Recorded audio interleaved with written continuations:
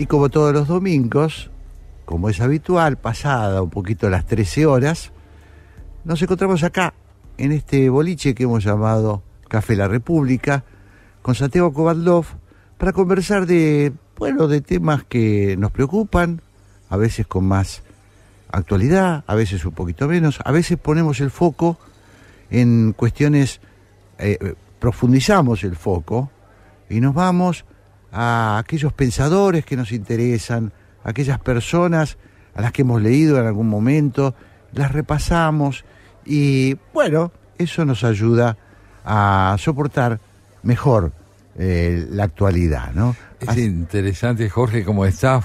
Buen mediodía para todos nuestros oyentes, buen mediodía para vos, para Ceci.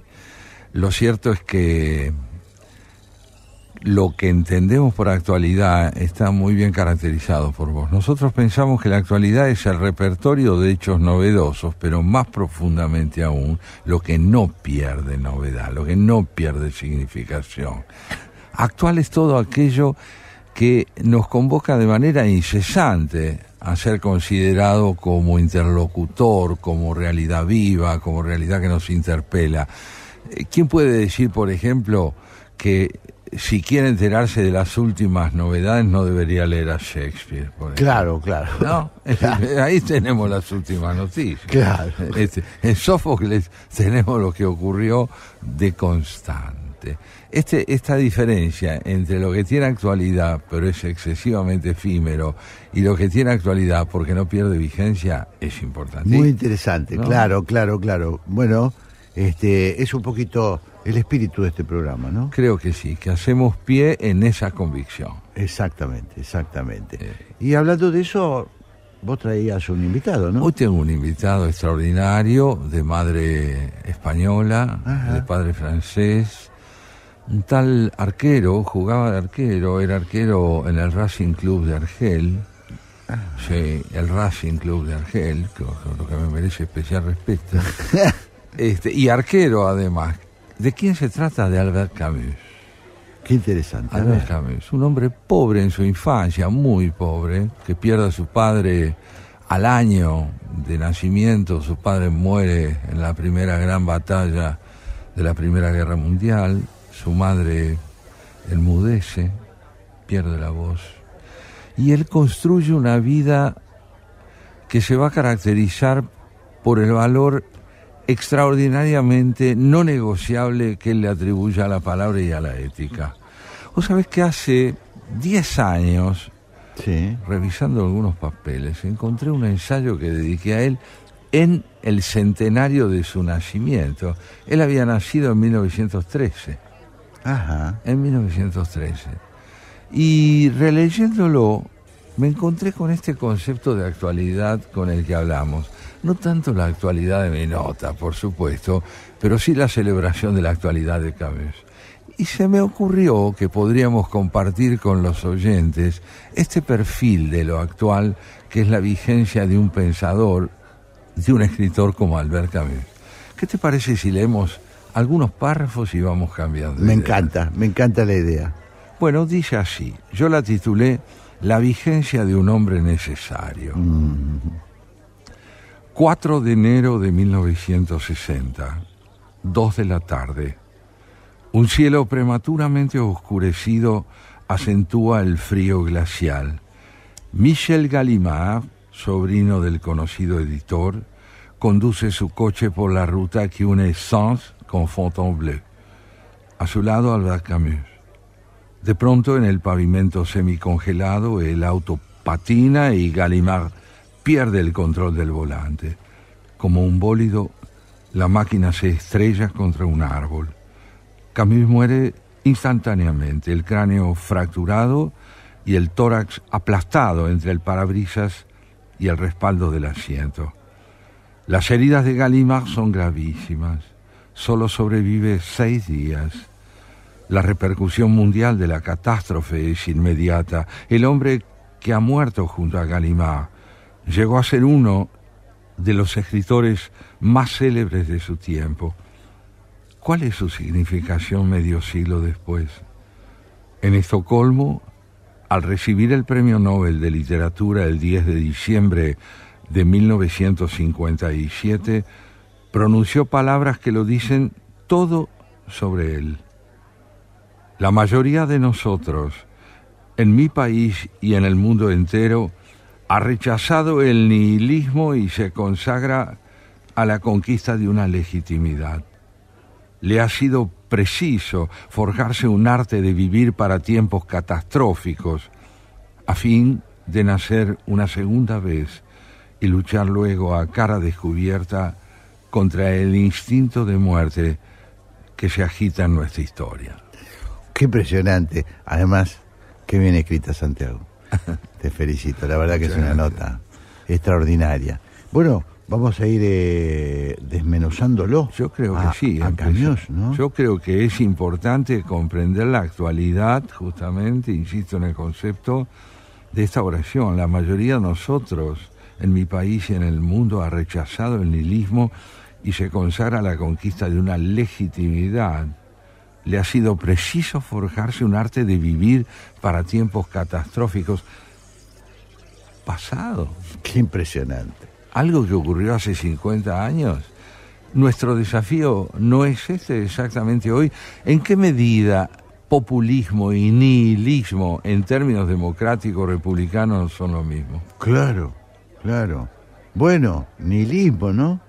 Me parece que estamos absolutamente en tema, ¿no? Yo creo que sí, que estamos delante de la reconfiguración de un desafío que en tiempos de Albert Camus tenía como expresión dominante de lo catastrófico no solo la Segunda Guerra Mundial recién terminada o poco antes terminada, sino la amenaza de una guerra atómica.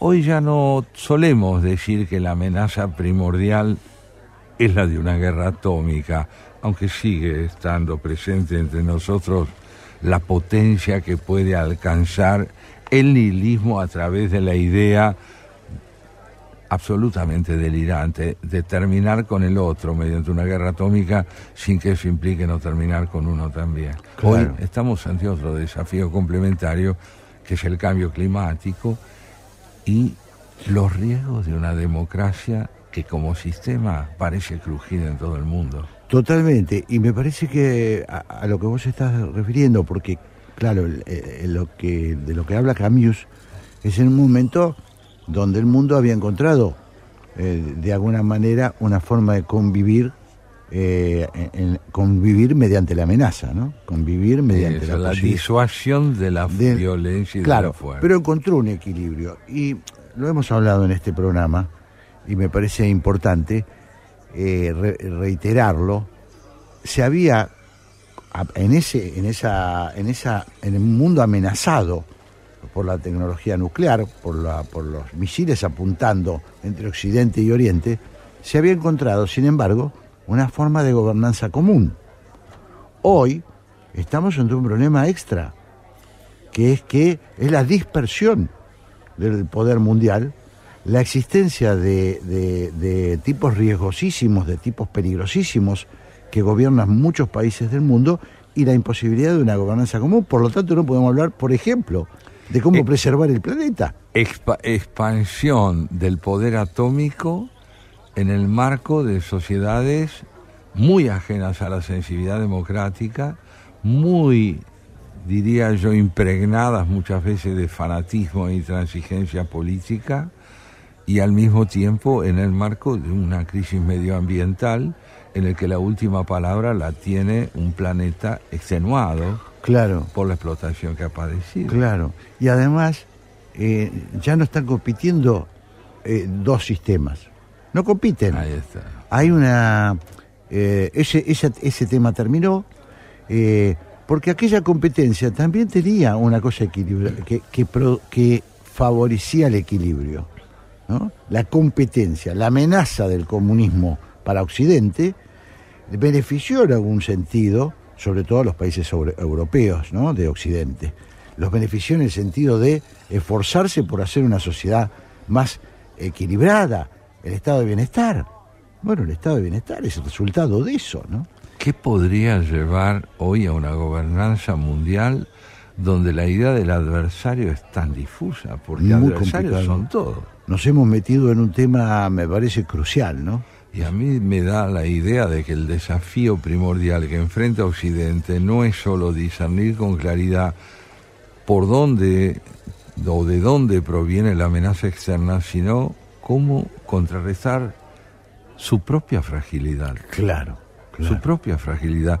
La crisis interna de un sistema fuera del cual no queremos vivir y dentro del cual no podemos dejar de advertir amenazas que también lo corrompen, que también lo amenazan, que también lo inscriben en el terreno de lo incierto en términos de un porvenir claro. Claro. Camus, ese artículo lo escribe en un momento de, supongo, de enorme fervor intelectual, de ebullición de la intelectualidad mundial, ¿no? Y sí, él gana el premio Nobel en el 57 y en aquel momento se puede decir que la confrontación con el comunismo era para Camus central. Él está enfrentado ya entonces al que fuera su gran amigo interlocutor, Jean-Paul Sartre, más volcado hacia el comunismo. Él proviene del comunismo, pero se aparta del comunismo, se aleja muy pronto. Dicho sea de paso, es un agregadito, ¿no? Me pareció impresionante hace unos cuantos, perdí noción del tiempo, una reivindicación de Mario Vargas Llosa a Camus. A Sartre. Sartre, sí. Pareció toda una novedad. Sí. ¿Por qué ahora? ¿No?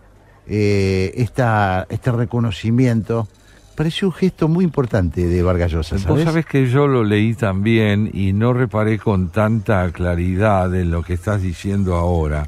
El valor del homenaje que un hombre muy alejado de sus ideas políticas le hace a un intelectual que quizá, concebido por Vargas Llosa hoy, es mucho más que la expresión de un partidismo político o de una ideología determinada. Es que me pareció un gesto que solo en determinado momento de la sabiduría se puede hacer, que es, ya está, hablemos, dejemos de lado aquella confrontación, aquella disputa que existió.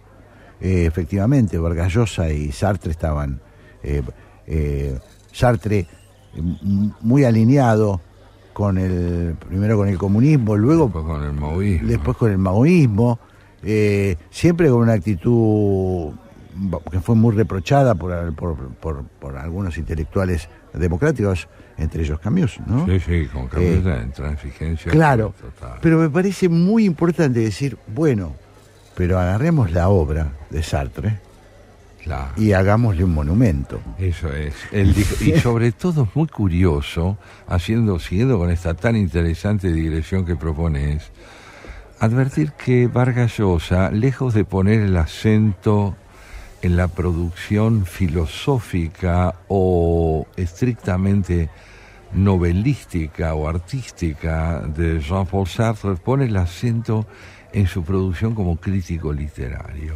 y concibe el libro que Sartre le dedica a Flaubert, El idiota de la familia, o sus ensayos sobre Genet, ¿no es cierto?, el dramaturgo, como los aportes de un crítico literario excepcional, y no se equivoca en la potencia expresiva que tiene la literatura crítica de Sartre. Claro. Cuando uno lee Las Palabras, por ejemplo, se encuentra con un escritor al que, volviendo a nuestro tema central, no le hubiera rehuido con su admiración a Albert Camus, porque hay que reconocer que cuando Camus empieza a escribir, Sartre era un poco mayor, había nacido en 1905, pero uno y otro se admiraron al comienzo por su talento literario. Claro. Pero poco a poco la ideología... Es importante para ubicar a nuestros oyentes, y sobre todo aquellos que por ahí tienen, que son jóvenes, cómo la disputa de aquellos tiempos, la disputa entre dos sistemas, el tironeo entre dos modelos, por decirlo bastante simplificadamente, la batalla ideológica invadió incluso el reconocimiento de los talentos profesionales de las personas, ¿no? Sí. Es decir, todo entraba, bueno, lo hemos visto con el populismo, lo vemos con el populismo, ¿no? La descalificación intelectual de aquellos que producen obras impresionantes en función de que está en otro, que juega para otro equipo. Eso es. No importa tanto el talento con que se expresan las convicciones, sino la orientación de las convicciones a las que debe estar sometida la valoración del talento. Esa inversión es siniestra, porque finalmente hace de la diferencia, que es un rasgo distintivo de los integrantes de nuestra especie, un valor menor para privilegiar una idolatría de la homogeneidad. Interesantísimo. ¿Te parece que hagamos un temita? Hacemos un tema seguimos y con volvemos Camus a la palabra de Camus. Claro. Estamos con Camus, Albert Camus, y todo esto partió de una nota extraordinaria de Santiago Kovadlov, que yo le voy a rogar que siga leyendo. ¿Ante quién estamos? ¿Ante un filósofo? Camus dice que no. Prefiere nombrarse como artista. Aún así, Camus admite que el compromiso que entabla con su tiempo va más allá de la literatura. De hecho, interviene resueltamente en los grandes debates que impone la época. Rechaza sin excepción las ideologías fascinadas por lo absoluto. Estima incanjeable el valor de la libertad. Desconfía de los sistemas, tanto en filosofía como en política. Detesta la vida adoctrinada y no se cansa de advertir sobre sus riesgos. Visceralmente constituido por la duda, rechaza el dogmatismo y opta por la condición de posibilidad de lo que embista contra el desprecio y el crimen. Repudia las trampas de la generalización y está persuadido de que la vida de nadie cabe en las leyes generales que pretenden disolver lo particular en una abstracción. Enfrentado a la inflexibilidad ideológica de los intelectuales comunistas de posguerra, no vacila en recordarles que lo que define a la sociedad totalitaria, ya sea de derecha o de izquierda, es en primer lugar el partido único. Pero a Camus no le basta el pensamiento. Ama el sol, la luz, el mar. Los cuerpos alcanzan en su exaltación de la vida un protagonismo mayor. Se diría que es griego en su celebración perpetua de la naturaleza y el deporte. Argelino, nace en Mondovi, cerca de Annaba, el 7 de noviembre de 1913. Una beca le permite ingresar hacia 1925 al Liceo de Argel. Lo apasiona el fútbol y sabe jugar. Para sostenerse se desempeña como arquero del Racing de Argel. Estudia filosofía. Más tarde se inicia en el periodismo. Ingresa en el Argel Républicain. Cuando estalla la rebelión de la colonia, se pronuncia por un Estado binacional y no por su independencia. Su postura le vale el rechazo radical de la izquierda francesa. Nadie entre sus pares lo respalda, y menos que nadie, Sartre. Qué bárbaro, qué bárbaro. Es tan impresionante repasar la vida de quienes van contra la corriente. Claro. A mí eso siempre me conmueve, porque quizás porque supe ser parte de un ganado, y entonces cuando uno ve que un muchacho venido, como decís vos, de una familia pobre, en un país africano, con las limitaciones que habrá tenido, tiene la capacidad de decir no, partido único, que era la moda. Es como si hoy, no sé, ¿no? Sí. Era... ¿Vos te acordás que hubo en el orden analógico, en un orden análogo al de Camus, hubo un intelectual latinoamericano que reunió esas mismas características que estás valorando, que fue Octavio Paz, claro, pensé. Octavio Paz, el mexicano, era un hombre al que se le ocurre, para decirlo superficialmente, no ser de izquierda en el momento en que la izquierda era la alternativa redencional para América Latina, a través del ejemplo inicial que brindaba la Cuba liberada de Batista en 1959. Claro. Entonces en ese momento dice, no, el comunismo no. Que hay que criticar al capitalismo, soy el primero. Quiero encabezar la nómina de aquellos que critican el sistema dentro del cual quiero vivir. Claro. Pero alternativa a este sistema no, en la medida en que la libertad está concebida como una libertad sin sujeto. Claro. Todo eso que estás contando, Santiago, en una especie de alud, por lo menos en el mundo intelectual, que conducía hacia un solo lugar. Así es. Era una sola dirección. Entonces el que subía por el senderito estaba totalmente. Eso significaba que no lo saludaran, que si se cruzaban en un lugar, se ignoraran o peor. Digo para que se descalificaran. Claro. Digo porque por ahí a los oyentes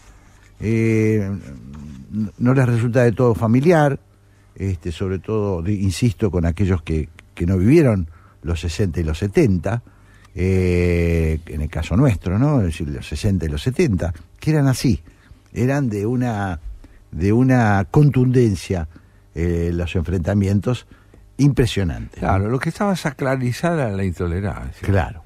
No había por qué tolerar al que estaba equivocado. Claro. Estaba equivocado porque no pensaba como yo. Claro. No representaba ninguna alternativa del presente. Claro. ¿Qué ocurrió entre Sartre y Camus? Uh-huh. La ruptura de esa relación fue terminante y agresiva. ¿Por qué? Dos modos de concebir la responsabilidad del intelectual ante su tiempo encontraron en ese enfrentamiento la prueba de su incompatibilidad. Si bien menos conocidos, los inicios de ese vínculo fueron igualmente intensos. Sartre y Camus se admiraron en un principio con la misma franqueza con que discreparon después. Uh-huh. Los primeros indicios del desencanto mutuo afloran hacia 1945. El existencialismo se impone en Francia y Sartre alcanza con él la popularidad. La prensa se interesa en conocer la opinión de Camus. No soy existencialista, aclara. El posicionamiento moral frente al nihilismo y a la angustia le resulta imprescindible. La rebelión, escribe, supera a la angustia. Las obras teatrales de uno y otro, y no solo sus ensayos, ponen de manifiesto la colisión de sus ideas. Lo pierde el didactismo, sentencia Sartre sobre Camus. No es más que un efectista, retrucará el autor de Calígula. Tras una fugaz y frustrada experiencia juvenil, Camus se aparta del comunismo y denuncia a la Unión Soviética. En 1949 se pregunta con sorna si sería posible crear el partido de los que no están seguros de tener razón. Demasiado para Sartre. La ruptura sobreviene públicamente en 1951. La desencadena la publicación de El hombre rebelde. Camus, en ese ensayo de tono rotundo y desafiante, impugna la violencia revolucionaria.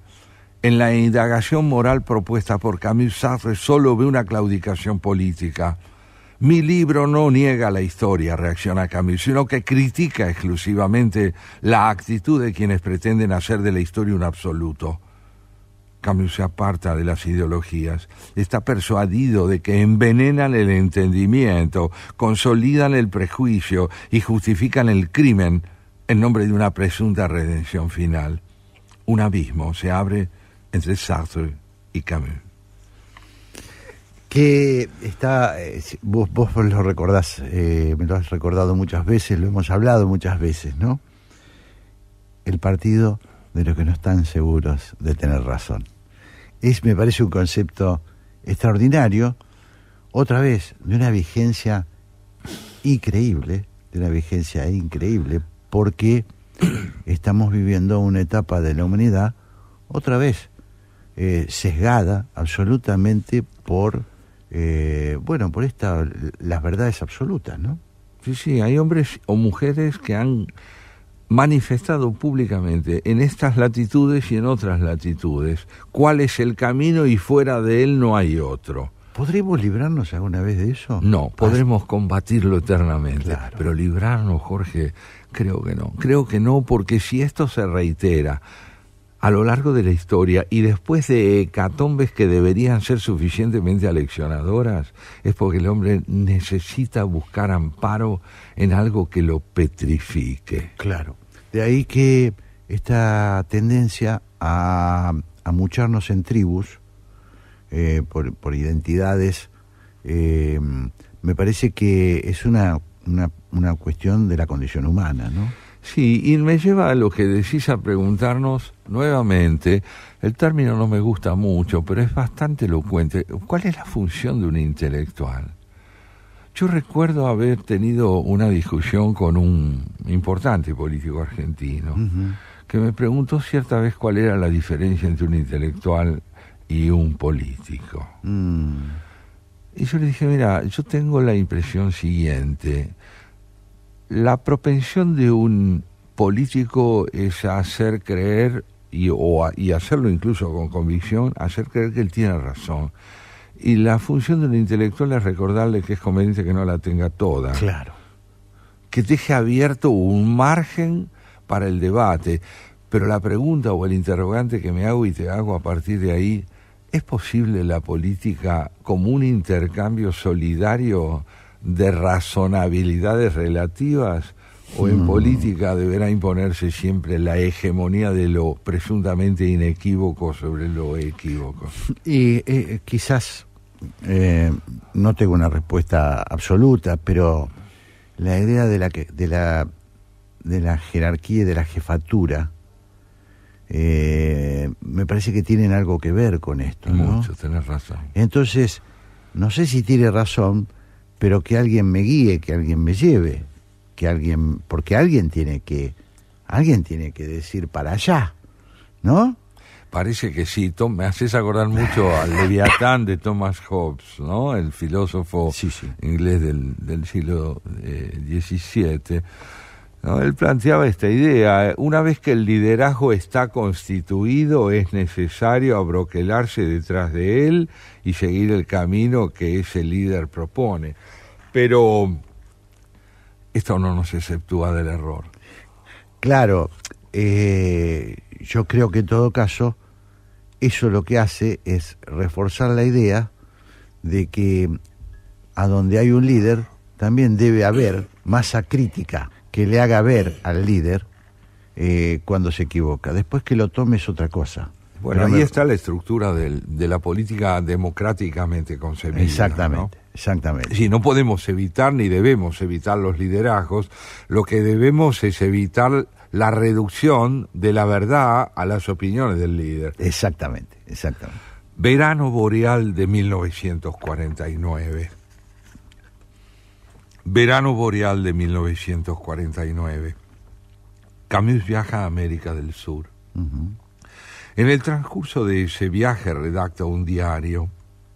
Brasil lo deslumbra. Dorival Caymmi lo cautiva con su voz y sus canciones. Conoce a Manuel Bandeira y a Murilo Méndez. En Montevideo lo gana una emoción que lo remite a los orígenes de su madre. Me conmueve estar en un país de lengua española. Su nave deja el puerto de Montevideo la noche del 11 de agosto. A la mañana siguiente está en Buenos Aires. La expectativa general es grande. Hay recaudos en el oficialismo ante su visita. Se descuenta que no dejará de hacer referencias a la libertad de expresión. Las autoridades peronistas no ocultan su desconfianza. Saben de quién se trata y no están dispuestas a facilitarle las cosas. La embajada francesa informa a Camus que los encargados de la censura requieren el texto de sus declaraciones para una lectura preliminar. Camus se indigna. Les aclaro que rechazo rotundamente esa intromisión. Me sugieren que sería prudente evitar un escándalo. Al parecer el embajador francés es de la misma opinión. Camus no transige. Dirá lo suyo, como siempre. Dicta su conferencia en medio de una multitud que lo ovaciona.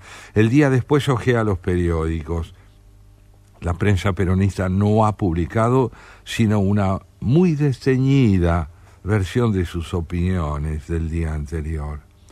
Buenos Aires, a diferencia de Montevideo, le desagrada. Paseo por la ciudad. Es una ciudad de una rara fealdad. Por la noche regresa a la residencia de Victoria Ocampo en San Isidro. Se hospeda allí. Ceno con Victoria. Hablamos hasta la medianoche. Me hace oír el rapto de Lucrecia de Britten y poemas de Baudelaire. Magnífico. Primera noche de verdadera distensión desde que partí de Francia. Debería permanecer aquí hasta el regreso para evitar esta lucha continua que me aniquila. Hay paz, al menos provisional, en esta casa.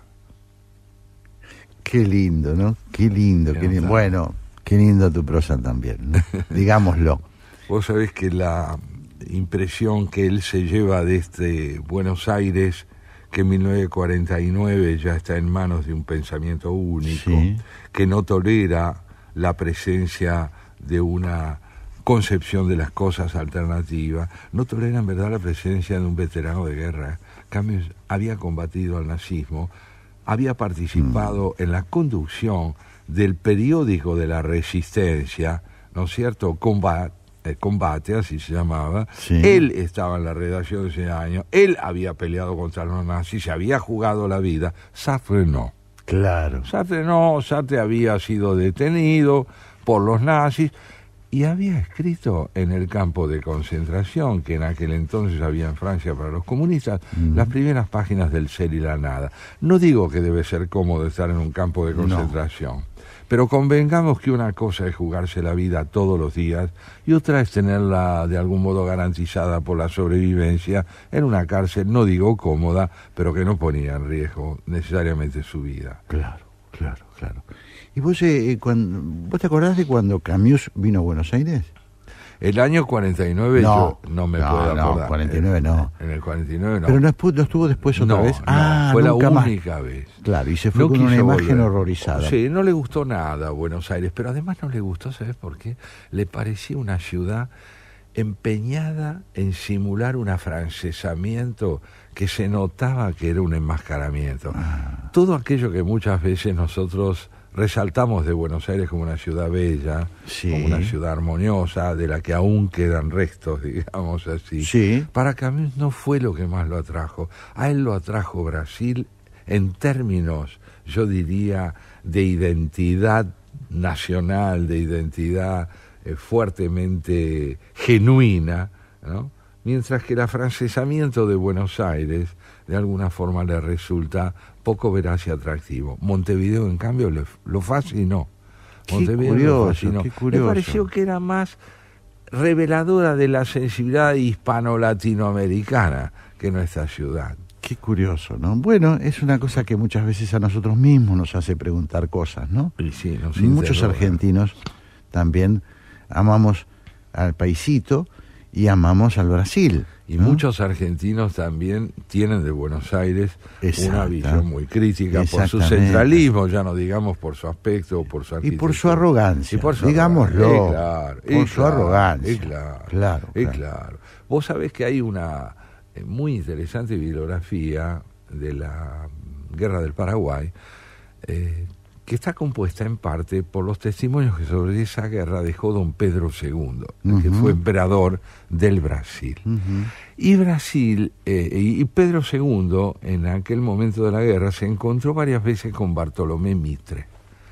Y Bartolomé Mitre lo impresionó mucho, claro, como un hombre culto, un político sagaz, pero sobre todo porque no advirtió en él rasgos de arrogancia. Claro. Y dice, no parece porteño. Impresionante. Dice el emperador de Brasil, no parece porteño. ¿A qué lucha se refiere Camus cuando habla de esa vida interior agitada por la turbulencia de las ideas de su tiempo y por su propia posición conceptual. A la lucha interior, a la que ha trabado con el medio intelectual de su país, volcado, salvo excepciones, a la idolatría del marxismo, al hartazgo que le produce la exposición pública, agravado por los accesos de fiebre que le impone periódicamente la tuberculosis. En el mito de Sísifo, obra de 1942, la significación de esa lucha continua pareciera ganar claridad. El absurdo, dice, no está en la conciencia ni en las cosas, sino en la imposibilidad de entablar entre ellas otra relación que de la extranjeridad. Pero sus páginas brindan también una oportunidad para escapar a esa vivencia abrumadora. Se trata de la rebelión. Sísifo la encarna ejemplarmente en la lectura que de su mito lleva a cabo el escritor. La rebelión, propone Camus, es un acto moral, un reposicionamiento combativo ante el absurdo. El hombre rebelde no es aquel que estima que podrá terminar con el mal, sino aquel que está persuadido de que el mal no terminará con él si se sabe enfrentarlo. El triunfo de Sísifo consiste en volver a empezar, en cargar su piedra una vez y otra vez sobre los hombros. El esfuerzo mismo por llegar a las cimas, termina diciendo Camus, basta para llenar un corazón de hombre. Hay que imaginarse a Sísifo dichoso. Qué lindo, y con este cierre magnífico, ¿no? Con Sísifo, nosotros nos dimos un gustito hoy, ¿no? Nos dimos un gustito, hemos sido 3 hombres intercambiando ideas con un maestro, uno de nosotros 3 ha venido a recordarnos esto, te diría, muchachos, no cedan.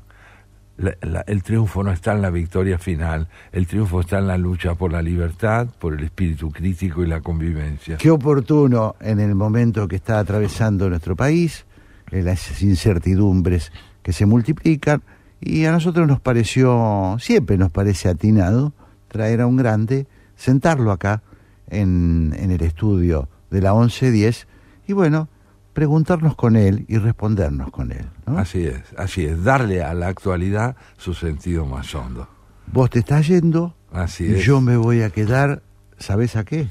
Me puedo imaginar. Bueno, te lo voy a decir igual. A ver.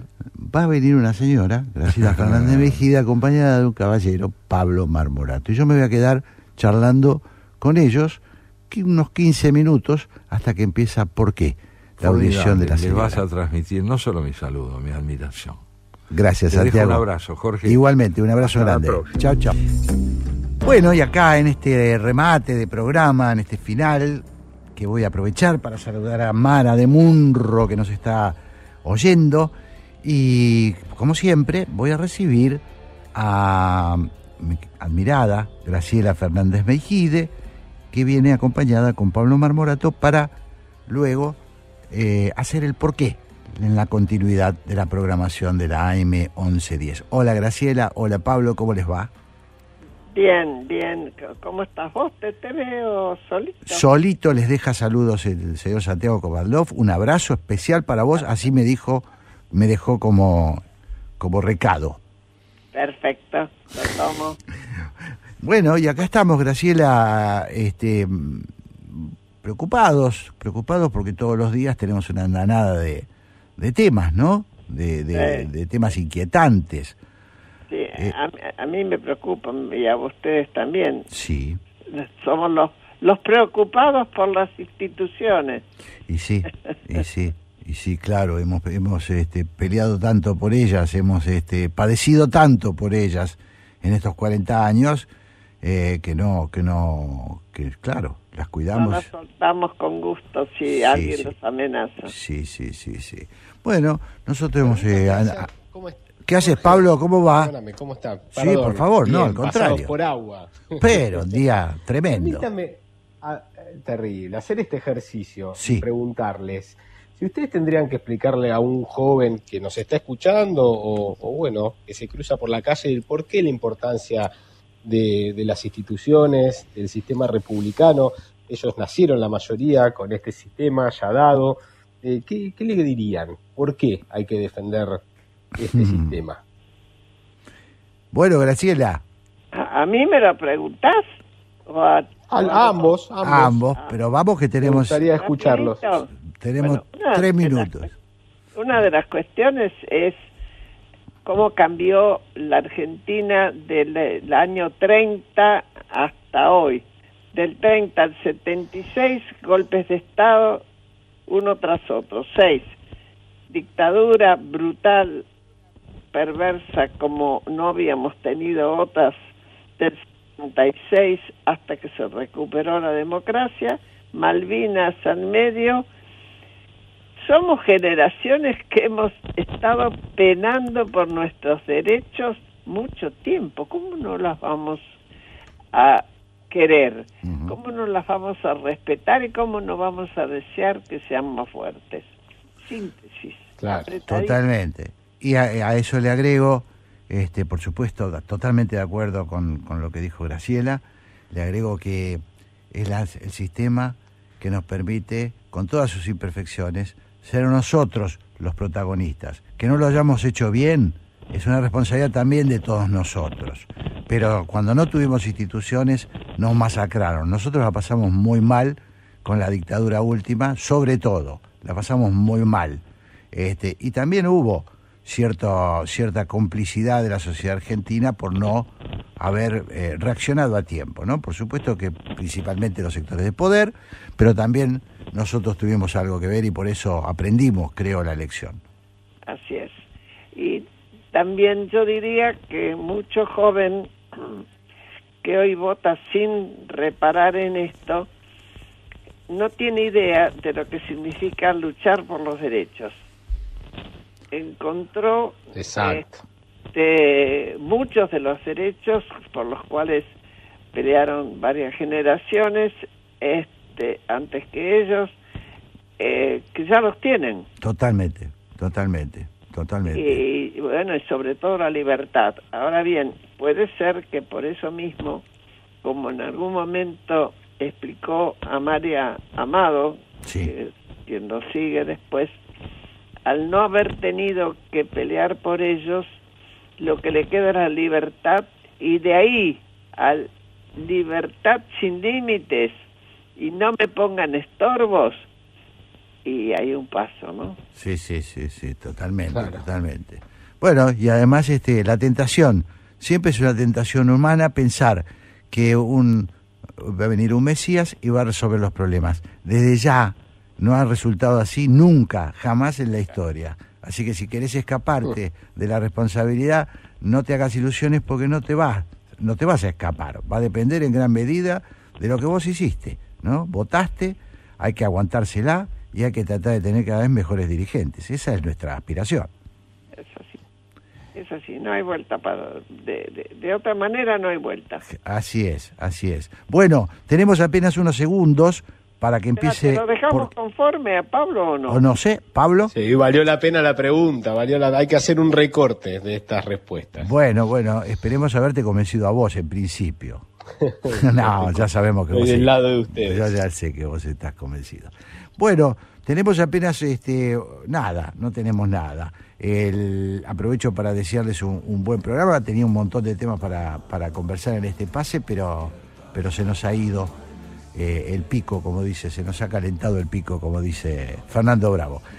Así que los dejo, Graciela, con Pablo haciendo Por qué. Gracias, un abrazo, Jorge. Gracias, Jorge. Un gran abrazo a ambos. Chau, buen programa. Chao, Quédense, ya viene gracias. Graciela Fernández Mejía y Pablo Marmorato. ¿Por qué?